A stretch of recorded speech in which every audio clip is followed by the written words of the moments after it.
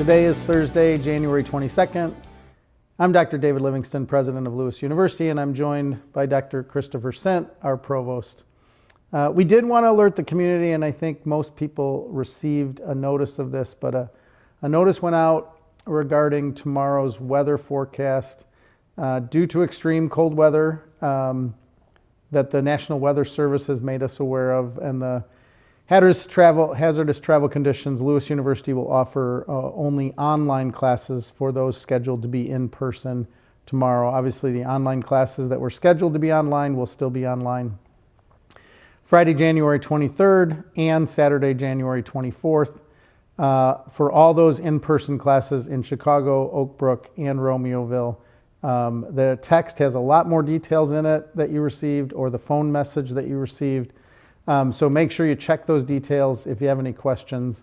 The decisions, about weather are always a little bit difficult and challenging. We weigh out all sorts of issues that are important to us.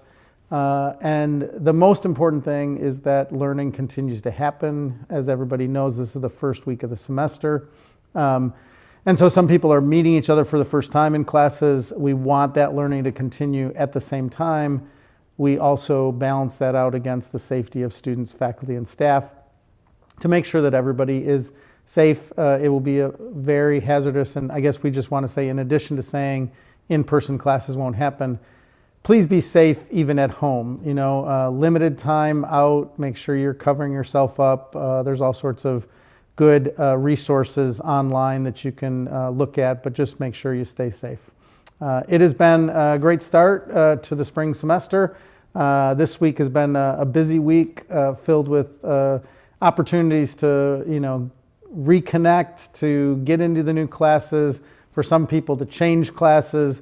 Some people are still signing up late, so please, if you haven't fully registered, please get online and get your registration completed. We did start the week celebrating Martin Luther King holiday.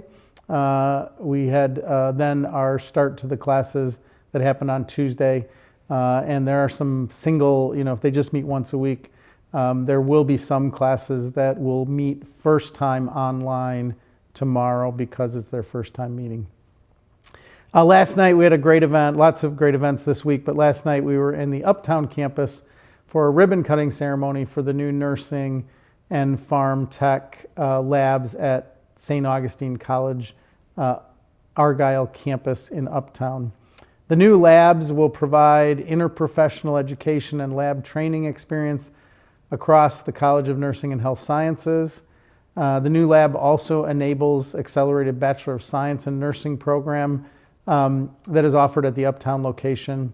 Students at the Chicago location have the option to take part in the St. Augustine College bilingual program. For primary Spanish speakers who want to master English, they start their program in Spanish, complete the program in English. There are other programs in addition to the ones I mentioned that are also at the location, including Medical Assistant Diploma Program, the Pharmacy Tech Diploma Program, and the Associate of Applied Sciences degree in Respiratory Therapy. All these programs are really great. You can see in the video there, many people were in the labs for the first time. The space has really been upgraded. It's a beautiful space, and we're really looking forward to, as I said earlier, this kind of interdisciplinary approach. So nursing, respiratory therapy, pharm tech, medical assistant. I was talking to some of the nursing faculty last night and the respiratory therapy faculty. That's the normal thing. When people are doing healthcare, they don't tend to be in isolated pods, but rather a nurse is talking to a respiratory therapist who's talking to an occupational therapist, and they're all trying to make the patient the most comfortable, the best situation for their healing, and to promote them getting back to their normal routine in life. We have a very busy week coming ahead, but we'll talk more about events later. So I'd like to turn it over to Chris to talk about some of the great events and great things that have happened over the last month since we've been on the show. This is our first show back in the new semester. Yeah, it's great to be here. Thank you. Great to be with everyone this afternoon. It was an amazing event last night that really I felt like a lot of people were really inspired by the possibilities in that space, but also the quality of the space. Those really high-tech mannequins, I think, were a surprise to people who don't normally work and teach in the health industry, to see how sophisticated it is and how realistic it is for students to come to our programs in those spaces, as well as our spaces in Oak Brook and in Romeoville, to get hands-on training with the types of technology and settings that are really realistic for how they are in clinical practice. So this week, as we said, we're opening the spring semester, but I want to mention before we go too far into the spring that Lewis has just concluded its January term. We had 4 workshops over the January term impacting about 40 students, and 3 travel study classes with students traveling to Rome, France, and to the Blackfoot Reservation in Montana. And we're really glad we have that January term that offers those types of possibilities for shorter 1 credit hour courses like those workshops, or travel possibilities, especially to go to places that are slightly warmer than our conditions here during the January month. One other thing about kind of a local academic issue, the recent decision to close Trinity Christian College. With that decision, Lewis has announced a teach-out agreement with Trinity Christian. This agreement will ensure a smooth transition for the students there to continue their studies and finish their studies at Lewis.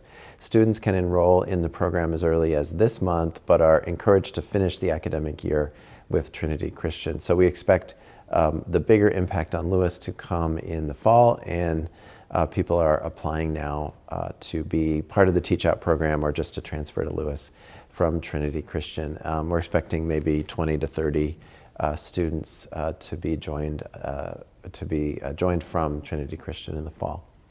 The 30th issue of Jet Fuel Review is now available online at jetfuelreview.com. Jet Fuel Review is published biannually and features contemporary poetry, fiction, nonfiction, and art from a large team of Lewis students, staff, and alumni. The large editorial team works hard to create a really high-quality journal that reflects the diversity of human experiences. I just found out today, I don't have it in front of me, but the Jet Fuel Review just won an award today, I think a distinguished literary journal from NCATE, which is a national organization of English teachers. The Lewis University has just received a grant from the Illinois Board of Higher Education called End Student Housing Insecurity, or ESHI. This $50,000 grant will go toward expanding the resources to support students at risk or who currently are experiencing homelessness while attending classes in Romeoville or Chicago.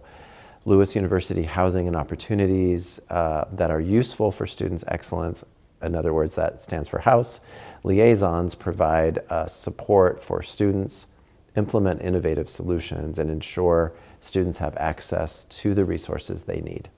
The ESHI funding supports these targeted services, including housing stipends, emergency aid, and other services designed to provide long-term stability for at-risk and homeless students. If you're interested in this and want more information, contact our HOUSE liaison, Dr. Deshaun Coleman, at his email address that you can look up. And thanks to Dr. Coleman for spearheading this grant opportunity. Congratulations to Lewis faculty member Dr. Ann Guernan, who worked with researchers from around the world putting together a guide on concussions in young athletes. This journal article, published on November 5th, is an easy-to-follow guide for parents and coaches on recognizing concussions and responding appropriately. The article includes accessible language as well as a concussion recognition tool for non-medically trained individuals to identify and manage a suspected concussion. And congratulations to Assistant Professor of Finance, John Nyhoff, who has been featured as an expert commentator in Wallet Hub's latest Best Budget Apps ranking. This article helps readers compare top budgeting tools and provides expert advice tailored to different financial needs. Nyhoff's commentary includes his expertise on financial mindfulness and smart money management. I look forward to looking at that. And then one event announcement coming up soon. February 11th, Dr. Kelly Carter Jackson will lead a conversation about racial justice and historical resilience at 12:30 p.m. in the university dining room. Dr. Carter Jackson is a nationally recognized author and historian on Black resistance, and this is part of the second annual Lewis University Black History Month Scholar Conversation, and attendees will have the opportunity to buy and discuss her new book called We Refuse, A Forceful History of Black Resistance, as well as meeting Dr. Carter Jackson in an exclusive signing. So you need to register for the event, but again, go to the website. There are plenty of spots open if you just go to the website and register for that really exciting event. I'm reading the book. I'm almost done with it. It's really powerful. Really not incredibly long or anything like that, so I really encourage people to pick it up. You have time to read it before the event, and it will really help the enjoyment of the event. So, like you said, we have lots of events going on starting today. Yeah, and I just want to make a quick comment on what you talked about in terms of the housing grant. I think sometimes people that are a part of the Lewis community don't really think about college life as having people that are housing insecure or food insecure. And I just wanted to mention that we also have a food pantry that's available in the Romeoville campus, and we're setting one up for the campus in Little Village on the south side. It's one of those things that I just think we should make the community aware, because as a student or as a faculty member, you might be talking to a student or a friend and realize this. And obviously, it's something that, again, people don't think of when they think of college students, but we have a very diverse population of students, over 7,000 students, and some of them are dealing with different things in their lives. So we just want to be open to that and really be a place that they can get those resources for housing. Obviously, we all think about people who are unhoused at this time of year when we're going into a weekend with temperatures the way they're going to be. We as a community want to be supportive. We can't do all things. We're not a social service agency, but we do have that community relationship. And so, again, just making everybody aware of it, I think, is really good. So I'm glad it was in the announcement. Many activities coming up. Today we have an Undocu training at 4. We have bingo this evening in the Student Center. And then the high school art invitational is tonight over in the gallery. Tomorrow, I would just say, let me say a couple things about what's on this. So we have an accessibility club meeting and the Juma prayer. I would check with the student leaders on those things, because we won't be doing, to the best of my knowledge, we won't be doing those things. On the athletic side, men's hockey and men's volleyball will be playing tomorrow night. If you want to get out and watch some home athletics because you're stir crazy after a day in, feel free to go out. It is going to be cold, and take care of yourself. Saturday is again another one of those days where if you had activities, we don't have every activity on these boards. So if you had an activity that was scheduled with a club or organization, make sure you check with the leadership and see if that's happening. But in terms of athletics, men's hockey will play Oshkosh at 3:30, and then men's volleyball hosts Pepperdine. I think we'll talk about that a little later in the show as well. Sunday, we have a throwing meet for track and field in the field house. And then Sunday Mass, of course, will occur on Sunday night. Next week, at the beginning of the week, Delta Sigma Pi has a seminar that they're doing, and then speed puzzling, popular event over there in the Student Center. I think it's cool. Tuesday, Black History Month, the book group We Refuse, Delta Sigma Pi again has a panel, and then there's a screening of the movie The Village, which Philosophy and Film group is hosting on Tuesday. And then next Wednesday, the Extended Community Hour happens. There's a lot going on, as you can see on here, everything from chess club to spin and core. We will be a lot of things going on, and we really want people to continue to take advantage of extended community hours. Get to know people. We have new students coming in, new students transfers, and new students coming directly from high school. I invite the whole community to welcome those people in, get them involved in an activity. And then Thursday, Tasty Treat Thursday over in the Great Room in Darcy. So those are some of the events that are coming up. Athletically, in terms of travel, track and field will be in South Bend. Men's and women's basketball are at Rockhurst and Southwest Baptist this weekend. And then men's and women's swimming will be at McKendree. And men's lacrosse is in Michigan competing. I think that might be one of their first matches of the year. Is that right? Yes. And Northwood seems like it's going to be a little cold to play lacrosse. But hey, you know, Tough. They are tough people. So that's what's going on Saturday in terms of travel for athletics. And then we talked about some of the home events that people can be a part of. So I'll turn it back over to you, Chris.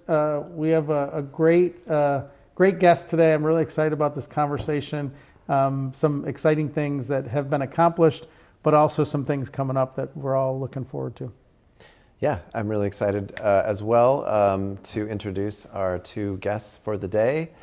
Before I do that, I just want to remind you that you can email a question to the askus@lewisu.edu email list there at the bottom of the screen, and we'll either get the question into the conversation or continue the conversation after we have finished today.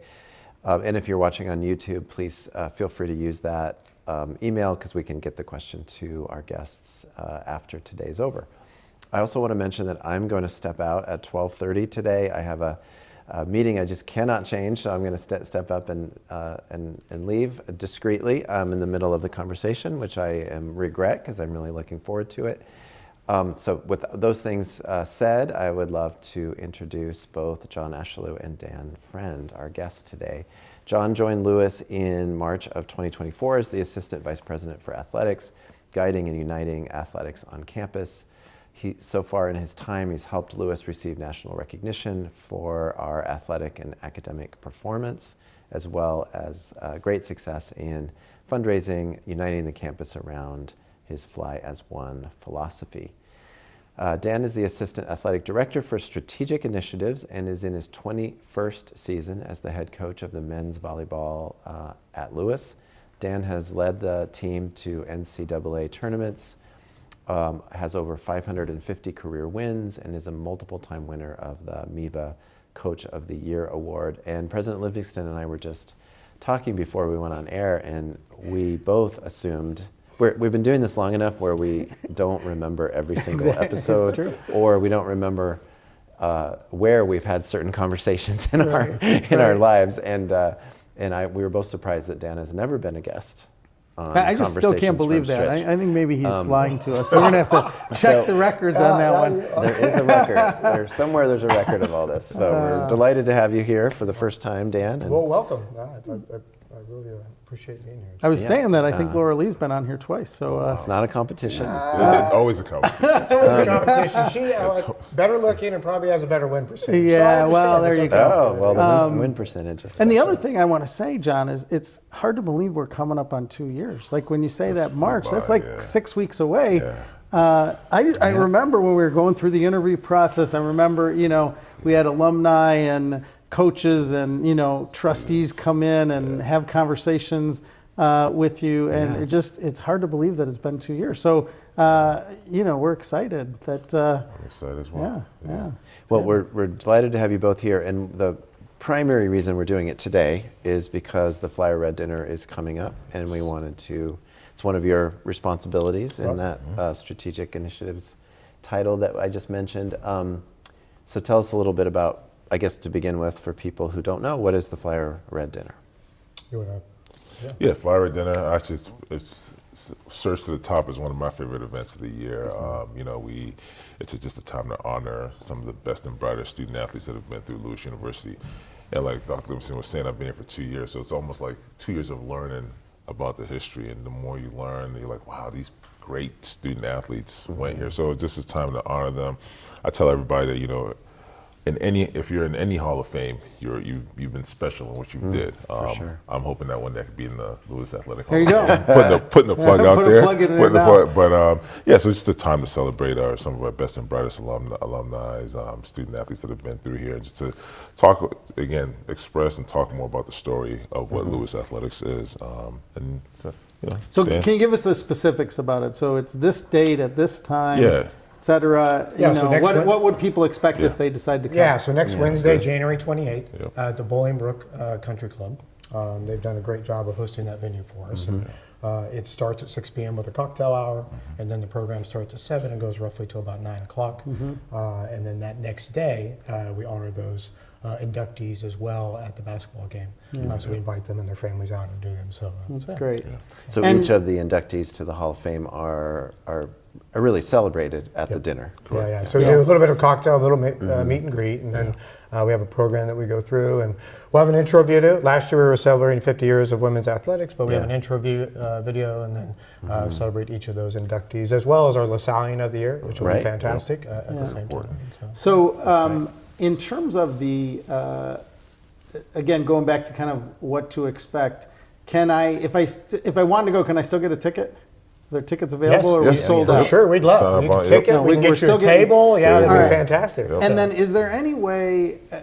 Do we already know who's being honored? So, like, if I'm somebody here, and let's say I'm a faculty member, and I'm watch this tonight or something, do we know, like, because I know usually a team is honored, We have 2 teams this plus individuals. Couple of individuals, yep. So I might have taught those people, and maybe I want to show up, but I don't really know who's on it. Is there a place that I can go find out who that is, and maybe I want to get a ticket for next week? Yes, if you go on lewisflyers.com, www.lewisflyers.com, we have a press release out there that gives a little bit of bio for each Perfect. person that's inducted and each team that's inducted. So yeah, and then on the registration page too, will lead you back to the lewisflyers.com page. So yeah, there's a lot of information about there, about who they are, what years they went here, some of their best honors and their performances. Yeah.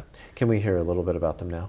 Yeah, Okay, I think so. The 2 teams you brought up, we have the 1996 cross country team and the 1997 cross country team. Women's cross country, both Women's women's cross cross-country. country teams. Yeah. Yep.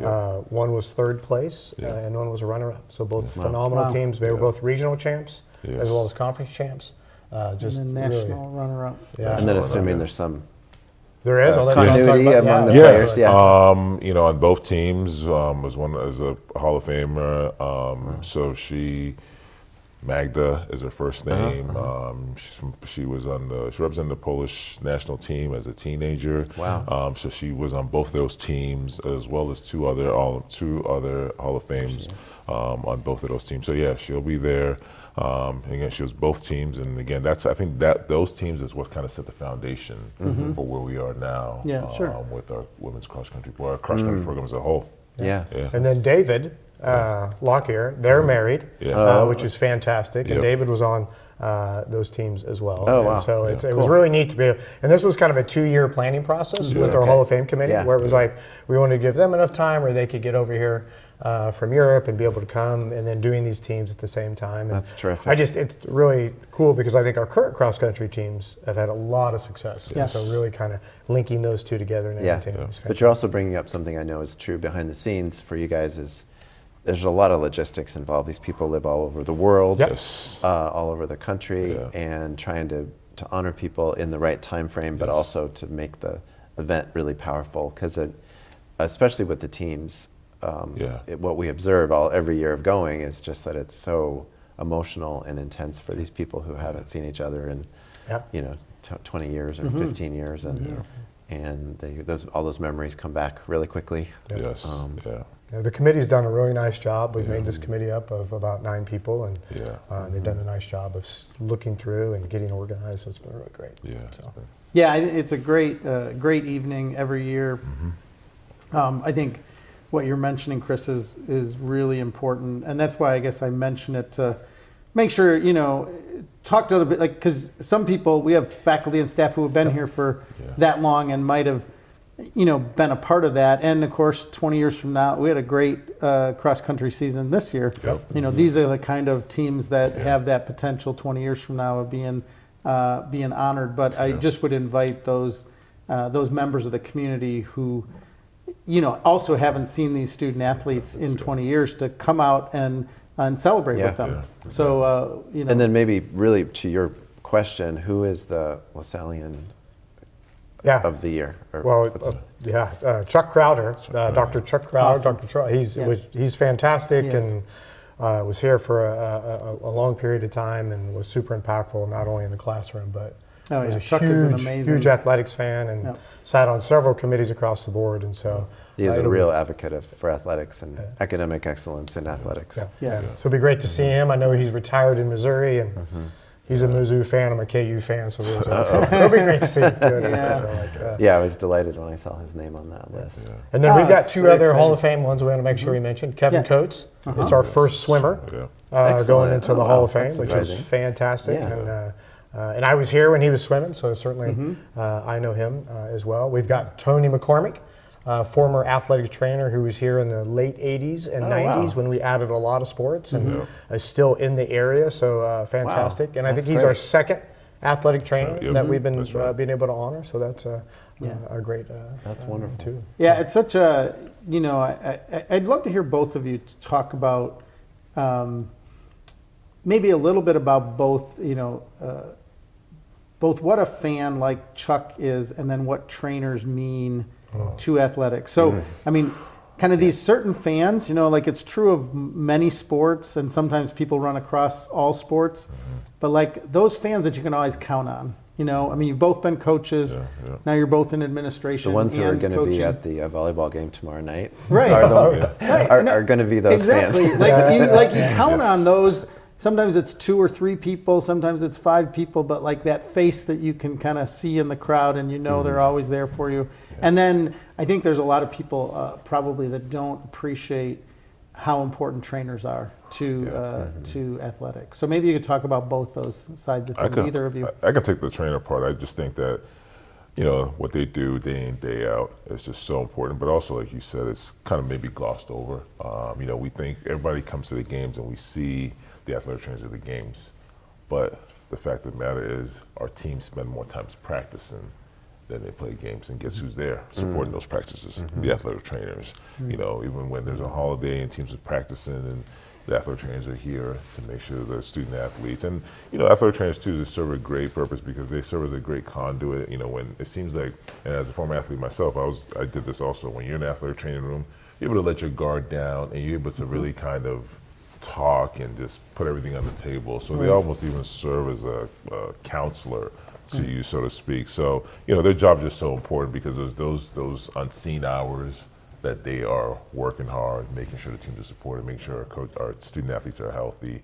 And so, I give a lot of credit to people that go in that field because there's a lot of time and hours that they put in that's not necessarily seen by everybody else or appreciated by everybody else. Right. Too. So I'm really glad that you're honoring him and it gives just us an opportunity to do that. So tell me about I'm sure you've had that kind of fan. I mean, I know you do now because I don't go to every, but I know there's some volleyball. Oh, for sure. Hardcore, always there. And tell me, what does that mean for you when that? I do have to tell you, fun fact, my undergrad's athletic training, so I've got an athletic training tie. Oh, so there you go. Certainly those grindy hours for athletic trainers that they put in. But on the fan side, Chuck was one of those for sure, in terms of he was at all the events at home games and supported all the different athletes and certainly was a volleyball one. And we've got some of those mainstays and like Perry and Matt and Father Torsone and ones that are part of the community and come to games all the times. And they mean a lot. They come to games no matter the weather. They come to games when you're on the road. Like we were at Stanford. We had a couple of those fans that traveled with us to Stanford or Hawaii. Or so those are key cogs in the wheel and big supporters when you're doing things. You always want to make sure you take time to show them some love. And, and the guys a lot of times know who they are too. I bet. I bet they do. Which is fantastic. For sure. Yeah. No, that's really great. So tell me about, and I know both of you have kind of been on this for a while, Dan, longer, but for the last couple of years, a real emphasis on trying to get a different way of appreciating the Hall of Fame. So we have a new wall, and I'd love you to talk about that, what it took to get it going, what its kind of final incarnation looks like. So Yeah, I think when John got hired, me and him talked about a way to honor some of the past accomplishments and Hall of Fame and supporters and everybody that's done so much for Lewis Athletics. And there's a rich history and wanted to update some things. So we kind of sat down and formulated a plan and had some phases because we it takes some collaboration and some fundraising efforts and then started kind of working through it. And then with the help of Jim in marketing, which has been fantastic, and then even Kilpatrick, which we had some great input. Like we were able to get some other collaborations. Like, hey, what would be the best vision with how we move forward? And that's how we got to this first rendition of updating the placards and updating the wall. And you can kind of see some pictures here where I took pictures of the phases as they were putting the wall in and everything. And we even kept the old placards. We kept the old wood ones, and we're trying to give those to those past alumni as gift and everything. And then and it looks great. It's up there, so people will be able to see it next week when they come, if not even this weekend. And then we work into phase 2, and I'll let John talk a little bit about phase 2. Yeah, and phase 2 is, like I said, just continue to tell the story of Lewis Athletics. I think that, just being able to, I've told you this before, I've told a lot of people on campuses before, the Recreation Center is probably one of the most visited buildings on campus, right? It's one that when we have games, we probably hold 100 different games every year. So we have opposing fans that come into our gym, first-time visitors coming to the rec center. So that's sometimes their first and only impression of the university. And I think that's a great opportunity where the Hall of Fame is to kind of be able to see and touch and learn more about the Lewis University athletics history. So a second phase that we're going to do is a touchscreen TV that's going to function as just like a place where you can go to and press the button and learn about the student athlete that was in the Hall of Fame, learn about, just see what they've done, read about what they've done. And what I really want to do with that is that I want our current student athletes that are walking the hallways, that are in the rec center, to aspire to one day be in the Hall of Fame, and also to know how important it is to be in the Hall of Fame. So when you're a track and field student athlete and you can go there and touch screen and find out, read about the records that a student athlete that was here on the track and field team 20 years ago, the records that they had, and maybe you want a gun to try to beat those records, so hopefully one day be in there. So it's going to really bring a new aspect to the Hall of Fame in terms of just being a very interactive place where you can go and just see and learn about the inductees that are in the Hall of Fame. Right, and it's so exciting. I mean, here's what I would say. I think both of you have been really involved with this, but it happens every year. So it's not that it's just the last couple of years. It's every year there's little touches that go in. Redoing of a gym floor, painting of a wall or a section. But I want to reemphasize, because I'm not sure everybody that watches this appreciates, I guess, two things: how important of an admissions tool your athletic contests are. We'll just say athletic contests in general, and therefore your facilities, how your athletes behave, how your coaches behave, both on campus here, but as they travel, because and then the conference that you're in, right? So we'll get to men's volleyball, but who you compete with matters, because sometimes, as you say, those parents come and they come to a contest, but sometimes their brother comes or their niece comes, or just the parents come and watch their son or daughter compete against us. They may win or lose, but they wow, it's a beautiful campus, or they have beautiful facilities, or I didn't know that they had cybersecurity. Maybe you could go, because their brother's going to wherever, right? But things like Pepperdine this weekend, I mean, it might only be, maybe there'll be 50, 100 alumni from Pepperdine that live in the Chicago area, but they wouldn't come if we weren't playing them. And then they get to see our facilities, see our campus. They might go onto our website. So it's a really important tool. And I always, I appreciate both of you. I've said this to both of you many times. The athletes are our ambassadors, because how they carry themselves. I get these emails sometimes both positive and negative, but I'll get an email from somebody who'll say, your men's volleyball team, they were such gentlemen. I was coming in here, my husband had a walker, and they kept the door open, and they actually delivered our food to us. Those kind of things matter. It can make me really proud of our student athletes, our coaches, the whole athletic area. But everything from a wall of fame, a screen that you can touch, but all the little touches that you've done. So maybe you could talk a little bit about some of the things that have happened in Neal Carey over the last couple of years that have just, little touches that you've done that you think upgrade that experience.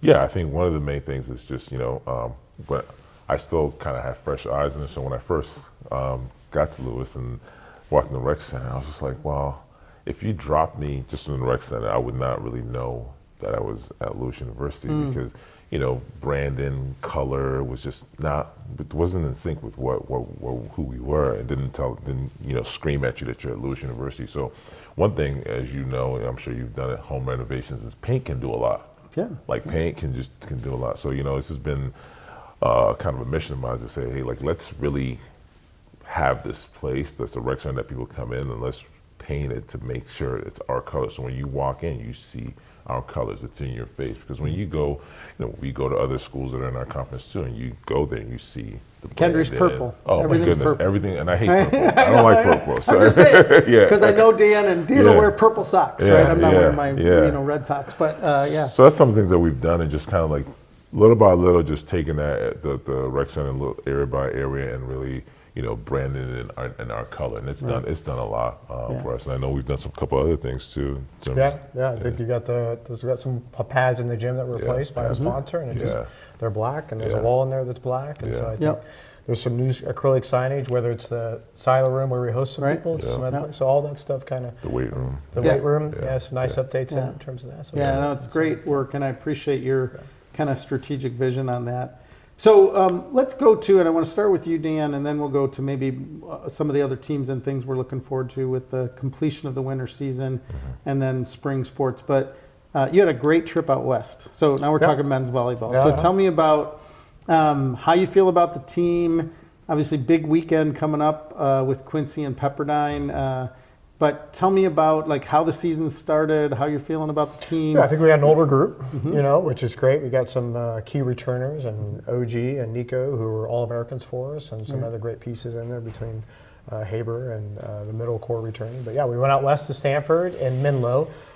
Menlo College, for those who don't know, is right there next to Stanford. And so I was able to play two teams right next to each other.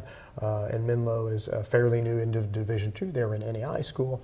Got a good win there in 3, and then pivoted over to Stanford, who was ranked 9th at the time. They were 12th. And played in Burnham. And last time I was at Stanford was COVID in 2020. So it's the first time I'd been back there. And then actually we played the national championship there in 2015. So we've had some good matches there over the years, but this was good. We won in 3 against a great opponent in their house, and kind of elevated our rankings going into next week, top 10. And then we were at Penn State this last weekend. Yeah, lost a tough one there. Lost a tough one there. And 3-1, but you played them hard. Played them hard, and we played St. Thomas Aquinas, which is from out east. We haven't played them before. Got a win there the first night. Played Penn State that second night. And Pav, who's been there 30-some years, it's his last year. I saw the video. Yeah, so we were able to give him a cute. Bringing that Walker over. That was great. It was a really great video. But yeah, we're home this weekend. You got Pepperdine and Quincy. Quincy's actually coached by a former alumni of Lewis, Omar Sanchez, and so that's a schedule night. We'll have some free schedules out for the people that can brave the weather on Friday. And then Pepperdine for sure, they're top 10, they're 7th. So that'll be a big match. It's also Cal's Angels, which is pediatric cancer night. So we're working in conjunction with them, along with club night, autograph night, so a bunch of little things going on. So I hope it warms up just a little bit so we can get those kids out there. So. It would be nice. And but people will come out anyway. I mean, especially I think that Pepperdine match, but both of them are important. So tell me about, I know it's too early, but who do you really think about as the season comes to an end in terms of the MIVA turn? Like, who are the 2 or 3 teams that you're like, this is who we're really going to have to be? I mean, maybe Penn State is one of them. Well, I think in the MIVA, you got Loyola down the street. They won last year, and they were picked to win this year. And then, but the league's tough. You got Ohio State, Ball State, who are both really good. McKendree, who was second last year. And then there's us. I mean, so there's this, group of teams that and then Lindenwood just got an upset win over Northridge. So every night on a conference night is going to be big. I would say Loyola's kind of the front runner. They're ranked 5th or 6th. They split with Hawaii in Hawaii, who was ranked 2nd. And so that'll be a big game down the road for us for sure. So, but we're trying to get geared up for league. We got, this weekend and next weekend, then league play gets going. Yeah, no, it's very, very exciting. So, we've had a really, I've been really impressed with Dodie on the women's basketball side. So tell me, I think we're 8 in a row. 8 in a row. So tell me a little bit, I mean, you're a basketball coach. I love So basketball. tell me a little bit about kind of your assessment of where we're at. You know, we're kind of mid-season, Yeah. right? Yeah, We're yeah. starting to play a bunch of conference Yeah. matches. How are you feeling? Obviously, you're not coaching anymore, but you I watch coach- it, you know I- it. You like watch I it from watch the it with- sidelines. I watch it where with a you watch coach's it as eye. a coach does. Yeah, Right. yeah. So tell me what we're excited about looking into the second half of the basketball season, and I guess kind of, I'm sure you do this, but in your own head, maybe same question. You know, who are we really looking at? You know, I think especially on the women's side, men are having a harder season, transitional season, and you know, Dan and I have talked over the years. You know, sometimes you have a young group, sometimes you have an older group, and you know, so some years you just know, boy, this is going to be harder. We're gonna, you know, we're gonna get some wins, but it's going to be a lot of tough learning for the. But tell me about basketball. Women's basketball, I think, you know, they're just, again, transition there too with Dodie being this first year. So I think that we're at a point now that the players in the team are starting to understand Dodie's style, like what he wants from them. I think the first couple of games, the first 6 games, that was just trying to see how he's coaching, what his sideline demeanor is, and the plays, his offensive philosophy, defensive philosophy. And then he had 2 of his top 8 girls were out with injury, so he was just really trying to figure out, get them to work together as a group.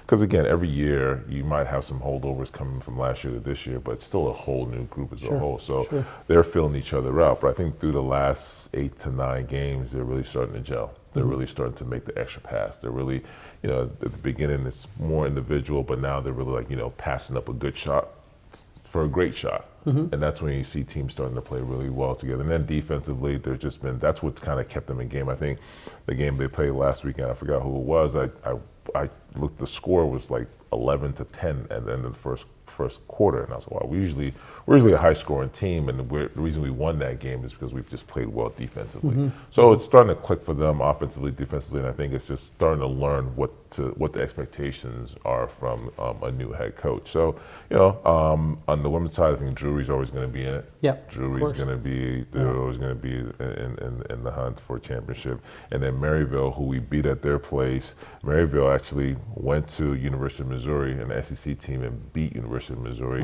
early in the season. So, you know, when we were playing them, I was like, oh, this is gonna be a tough game, but we just got off to a really great start and beat them at their place. And I think that when the girls came back, I was telling them congratulations. They're like, yeah, we had to get them. I'm like, oh yeah. They're like, yeah, that's the team that beat us in the conference tournament last year. So Maryville was the one that sent us home last year in the second round of the conference. I didn't think about that, but they were already motivated. They know those things. They remembered that. They were already motivated. Right. So Maryville still, they're still a good team. They're gonna be there at the end. And you know, men's basketball, you know, they're trying to figure it out. Trying to figure out on the run. They've had a run of injuries, a rash of injuries. But I think that, you know, the one thing I see from them is there's still fight there. Yeah. They're for fighting sure. and they're working hard together. watch So them. you know, I think that, you know, it's still a long season ahead. A lot of things. And what can about the happen. rest of winter athletics? Obviously, we have swimming. Swimming, a new head coach there too. He got his first home win 2 weeks ago.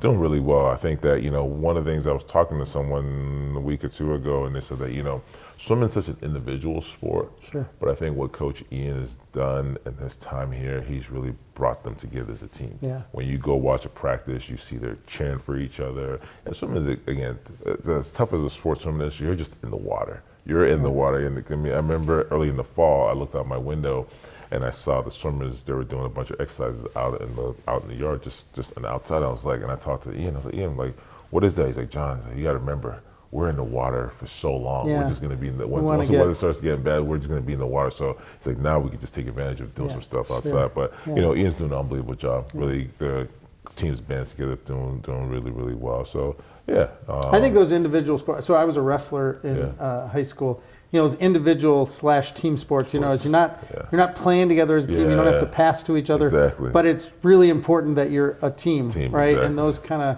sports, whether that's track and field, Yeah. cross country. We have Yeah. indoor track, Indoor track, that's yeah. going on. Yeah. We also have stunt coming up. Stunt's coming up, yeah. So, Stunt's starting up that's pretty soon. exciting. Looking forward to them in their second season. Yeah. They work really hard. They have the night spot for practices, so I'm always keeping up with them on social media. But I think they're ready to go. They're very excited, and just good, really good head coach. Right. That has them working again together well as a team. Indoor track, like you mentioned. They had their first meet 2 weeks ago. They had a home meet 2 weeks ago, and they had some really great performances. Some student athletes already qualified for nationals, which is how well they did. So winter's looking pretty good. Yeah, it's Winter's great. looking It's pretty great good. to hear. Yeah. Yeah, and then all the spring stuff will start up. Start up Obviously, pretty lacrosse soon, is just starting in the Just next start, week. yeah. Their spring, but then we'll have outdoor track Yep. and baseball and Softball, softball, yep. stunt obviously Yeah. out there. So lots of exciting athletic things. So Yeah. as we wrap up, any last minute things that you feel like our audience needs to hear about either strategic initiatives that we're doing on the athletic side, athletics in general? What are you two really looking forward to in terms of Flyer athletics over the next year or two? I'll mention one last thing about the Hall of Fame. Even if you can't make it, we are doing a reverse raffle this year where you can purchase a raffle ticket, and it's 50-50. And so certainly that money goes towards some of these athletic initiatives. So check it out on the website and then kind of read about it a little bit, and that'd be a good way to sponsor kind of what we're working towards. Absolutely. So, yeah. Yeah, the other thing is, I just got back from the NCAA convention. That Yes. was last week, and at the NCAA convention, women's flag football was voted on as an emerging sport. Right. And we're in the middle of a search right now. We've already announced that we're going to add it here, and I'm very excited to add it. So we're in the process of doing a search for a head coach now. We should be naming that coach sometime this week or early next week. So again, I think since we announced it 2 months ago, there have been about 16 other schools since then that have announced that they're going to add women's flag football, one of which is University of Nebraska. And someone came to my office yesterday, they said that it's real now. Yeah. Because University of Nebraska added, so it's real now. So I think it's gonna continue to more universities, especially at the highest level, are going to continue to add it. So I'm very excited to add that sport. Yeah, no, I think it's going to be great. I was glad to see that it as an emerging sport, but there's a lot of backing behind that, as we've all seen. Yes. You watch any football at all, you see it on the NFL's Commercials, behind it. yeah. There's a bunch of they're really pushing it. And I think it's really great for women. Yeah. Women athletes having that opportunity to play that sport is really, really great. Yeah. So just before we then close up, any reactions to Indiana winning? What a great season. I mean, just 16-0. that's unbelievable. It's a good game. Yeah, It was a good game. It was a really good game. Great story, like you said. What did he say? The coach Signetti, it's going to be a great movie. Just to talk about It it. will be a great movie. It will be a great movie, man. Yeah. So Yeah. It's pretty cool to watch him make that final run. Yeah. So, It is. I mean, I and maybe we'll have you back. But the other, it's both really exciting. I think it's a great story. It'll make a great movie. Yeah. And for me, it is a sign of the new times. Yeah. Right. It is. So Yeah. the portal, the money in athletics now. yeah. We could spend a whole show Oh, man. on Yeah, that. And I think we have to be honest about how that's changing collegiate sports. There's little doubt in my mind that we're just at the beginning of the transition Yes. to what the new reality is going to be. true. And I really did. I was entertained. So I just want to. I was entertained. I loved seeing Indiana win. Yeah. Loved to see a school that's never been there. Yeah. Even had a sniff at the national championship. They've been really great in basketball. But I do think there has to be an acknowledgement about how teams are put together in the contemporary time. Right. And I think it changes coaching. It changes the dynamics of a team. And I just think as leaders, we have to be honest about what's going on in collegiate athletics, because it's 13 years as president. This is the last 2 years have been the most most upheaval in collegiate athletics that I have seen. So yeah, that's true. It's every day there's something new. A couple years ago, student athletes, especially in basketball, they were trying to be one and done or go straight from high school to college. Now they want to stay for 6 years. You got players that were drafted 2-3 years ago that are coming back to college just because how much money there is in college. So yeah, you're right. It's definitely a transformative time right now in college athletics, and we're at the front wheels of it. And hopefully things will settle down very soon, where the new normal, so to speak, will just be normal again. Yeah. So. There's friends retiring Yeah. because of the landscape. There's a lot of different. You're right about the hour conversation on another show. Yeah, no, because I mean, it really is. I think it's, as being an Olympic sport, that's my concern. You look at all our Olympic for sports sure. across the board, and not just men's volleyball, but all of those, and what does that shape take, or what do we Right. look like? And it cares for us to compete for Olympic medals, but how do we make sure those programs get taken care of? That they're in well, good spots? I mean, again, So- we're kind of out of time as it is, but I will just say that is, I mean, I think there's an audience, whether for us, because I think there's a lot of people interested. I mean, we've talked about some Olympic sports, the potential of adding them, because I think you're 100% right, Dan. Men's volleyball it's definitely an Olympic sport, but it has a little bit more of a following. You talk about fencing or some of these sports that all the big D1 schools have kept in existence, and they're going to get rid of them all because of the way that money and is impacting the way that they think about it. And the question is, will D2 and D3 pick those sports up, and can they do it at the level that is required? So I just think it's such a fascinating time to be in university life, and I think we're going to see. I really do think we're at the beginning of the changes. I think it's not insignificant what's happened in the last 2 years, but I think the next 2 years is going to be even more significant. So much to talk about in the future. Thank you both for joining us. Thank you for having us. Really great to Appreciate have it. you. Just really enjoy it. So to all of you, I just want to wish you a great week ahead. Again, please stay safe. It's going to be really cold out there. Many blessings to you and all those that you love.